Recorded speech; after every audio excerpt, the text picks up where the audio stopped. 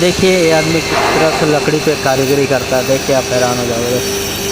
किस तरह से इस पे कटिंग करेगा धीरे धीरे, देखिए किस तरह से कटिंग कर रहा है। ग्राइंडर किस तरह से बारीकी काट रहा है, देख के आप हैरान हो जाओगे। वीडियो अच्छा लगे तो लाइक कर दे। क्या लकड़ी पे कारीगरी कर रहा है देखिए। अब इसको एक हथौड़ी की मदद से तोड़ लिया जाएगा पतली पतली, फिर इसको अच्छी तरह से साफ कर लिया जाएगा।